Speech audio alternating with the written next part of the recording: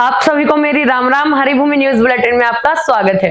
तो आज की वीडियो में हम सबसे पहले बात करते हैं हरियाणा के नूह जिले के फिरोजपुर झिरका की, जहां 3 दिन चली तबलीगी जमात का जलसा सोमवार को समाप्त हो गया।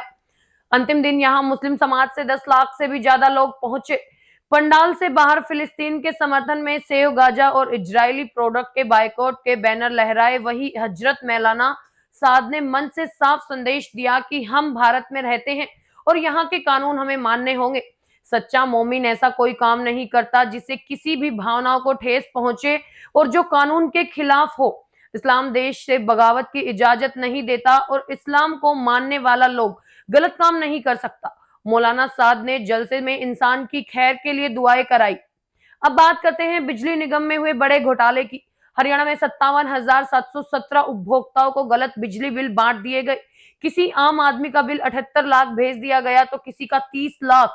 प्राथमिक जांच में पता चला है कि बिल बनाने वाली ठेका कंपनी के कुछ कर्मचारियों ने बिना फील्ड सर्वे के ही मनमर्जी से बिल बना दिए। कई उपभोक्ताओं के गलत बिल भी प्रिंट हुए हैं। इस पर बिजली मंत्री अनिल विज ने अधिकारियों से रिपोर्ट तलब की है। ये मुद्दा विधानसभा में भी उठ चुका है। इसके बाद हुई जांच में पता चला कि उत्तर हरियाणा बिजली वितरण निगम में 39,477 और दक्षिण हरियाणा बिजली वितरण निगम में 18,240 गलत बिल मिले हैं। अब मंत्री ने कंपनी को 1 महीने में बिल ठीक करने का अल्टीमेटम दे दिया है। पहले प्रदेश में बिजली बिल रीडिंग का काम रिटायर्ड फौजी करते थे, अब ये ठेका निजी कंपनियों को दिया हुआ है। अब बात बॉलीवुड की। इन दिनों जाट मूवी में सुर्खियां बटोर रहे रोहतक के रहने वाले बॉलीवुड एक्टर रणदीप हुड्डा ने प्रधानमंत्री नरेंद्र मोदी से मुलाकात की। इसकी जानकारी उन्होंने सोमवार को सोशल मीडिया पर पोस्ट शेयर करके दी। इस मुलाकात को उन्होंने अपने लिए एक बड़ा सम्मान और सौभाग्य बताया। साथ ही उन्होंने ये भी कहा कि प्रधानमंत्री ने उनकी पीठ थपथपाई है। इससे उन्हें अपने फील्ड में अच्छा काम करने और देश की उन्नति में योगदान देते रहने की प्रेरणा मिलती है। इस मुलाकात के दौरान रणदीप की मां आशा हुड्डा और बहन डॉक्टर अंजलि हुड्डा भी उनके साथ थी। रणदीप हुड्डा ने पोस्ट में बताया कि पीएम से मुलाकात के दौरान हमने भारतीय सिनेमा के बारे में बात की। इसके अलावा हमने फिल्मों में सच्ची कहानियों की ताकत और भारत सरकार के नए ओटीटी प्लेटफॉर्म वेव्स पर भी चर्चा की। ये विश्व स्तर पर भारतीय आवाज को बढ़ावा देगा। अब खबर हरियाणा सरकार के बड़े फैसले की। जी हां, हरियाणा सरकार अब बढ़ते तापमान के कारण खेतों में लगने वाली आग से हुए नुकसान की भरपाई करेगी। प्रभावित किसानों को आगामी फसलों की बुआई के लिए बीज और खाद में भी मदद की जाएगी, ताकि किसानों को आर्थिक रूप से बोझ न झेलना पड़े। इसके साथ ही क्षतिपूर्ति पोर्टल भी खोल दिया गया है, जिस पर पीड़ित किसान आवेदन कर सकते हैं। मुख्यमंत्री नायब सिंह सैनी ने सोमवार को सिविल सचिवालय में अधिकारियों के साथ बैठक कर इस संबंध में आदेश जारी किए हैं। हरियाणा में बढ़ते तापमान के साथ ही खेतों में आगजनी की घटनाओं में बढ़ोतरी हुई है। सिरसा, फतेहाबाद, हिसार, भिवानी, कुरुक्षेत्र व कैथल में आगजनी की 48 से ज्यादा घटनाएं हुई हैं, जिसमें लाखों रुपए का नुकसान हुआ है। सीएम ने अगले 4-5 महीने में सभी जिलों के डीसी को अलर्ट रहने के निर्देश भी दिए हैं, क्योंकि मौसम संबंधी पूर्वानुमानों में तापमान में और बढ़ोतरी का अंदेशा जताया गया है। इससे खेतों में आग लगने की घटनाएं भी बढ़ सकती हैं। अंबाला से एक बड़ी खबर आ रही है।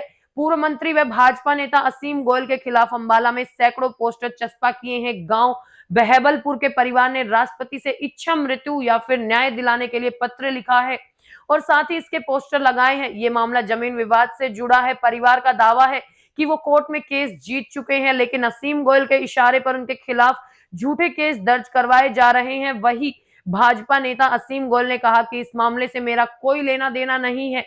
मेरी राजनीतिक छवि को धूमिल करने के लिए ये विरोधियों की साजिश है। करनाल और पानीपत में मानवता को शर्मसार करने वाली 2 खबर सामने आ रही हैं। करनाल में 2 माह की बच्ची को 1,70,000 रुपए में हिमाचल में बेच दिया गया। बच्ची की मां ने रामनगर थाने में इसकी शिकायत दी तो चाइल्ड वेलफेयर कमेटी के निर्देश पर पुलिस ने हिमाचल में बच्ची को ढूंढ निकाला। पुलिस जांच में सामने आया कि बच्ची का सौदा अपनों ने ही किया था। पूरे पैसे न मिलने पर यह विवाद खड़ा हुआ। हालांकि मां का कहना है कि उसे इलाज के नाम पर बहलाकर फंसाया गया। उसकी बेटी को दौरे पड़ते हैं। वही दूसरी खबर पानीपत से। पानीपत में 2 भाइयों ने अपने सगे भाई की मौत पर चिता पर जाकर जश्न मनाया। उनकी प्रताड़ना के तंग आकर ही भाई ने ट्रेन के आगे लेटकर आत्महत्या कर ली थी। उसकी मौत पर छोटा और बड़ा भाई इतने खुश हुए कि उन्होंने जलती चिता के पास ही शराब पार्टी की। भाई की 13वीं की रस्म पूरी हुई तो प्रॉपर्टी विवाद में उसकी पत्नी से भी झगड़ने लगे। अब मामला पुलिस के पास पहुंच गया है। बिंझोल गांव की कविता की शिकायत पर उसके पति को आत्महत्या के लिए मजबूर करने का केस दर्ज किया गया है। अब एक चौंकाने वाली खबर कुरुक्षेत्र से। कुरुक्षेत्र में पुलिस ने एक फर्जी महिला एएसआई को गिरफ्तार किया है। पिहुआ की रहने वाली आंचल करीब 1 साल से पुलिस की वर्दी पहनकर घूम रही थी और सोशल मीडिया पर रील्स बनाती है। बीएससी पास ये युवती जानकारों के सामने पुलिस में होने का नाटक करती थी। उसके पास एएसआई के साथ सिपाही की वर्दी भी मिली है।